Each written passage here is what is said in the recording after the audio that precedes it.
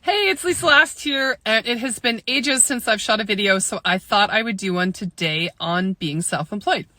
I hear from people constantly, why is it so hard to get approved when you're self-employed? I don't really understand why there has been this put out to the universe that it is so hard to get approved when you're self-employed, because it isn't. We have stated income programs, we have the less than 2 years business for self programs, we have add back programs, we have bank statement programs, we have programs for new doctors and lawyers. There's all kinds of programs. So I think where the misconception comes from that it's hard to be approved when you're self-employed comes from the fact that a lot of self-employed people make a visit to their accountant, and the number one concern they have when they're meeting with that accountant is, how do I reduce my tax bill as low as possible?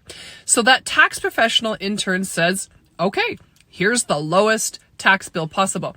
But what a lot of accountants are not discussing with you, because they're not financial planners and maybe you're not asking the right questions and you don't know what to ask, is what are your future plans? Do you have plans to buy a house in the next couple of years? Do you have plans to come up for renewal in the next couple of years? Do you need to take equity out of your home? Do you need to buy a car? Do you need to finance a business? Because if the answer is yes to any of those things, it's really important that you tax plan so that it makes sense to get qualified. So if you put your income at $20,000 a year, you're not going to pay any tax. Wicked. So awesome. However, you're not going to be able to qualify for a car or a mortgage. If you put your income at $75,000 a year, let's say, you're probably going to qualify for that mortgage. However, you're going to have to pay some tax. So keep in mind, being self-employed is the exact same program as somebody who's employed, salary, it doesn't matter. We go off of the numbers that are on the tax forms.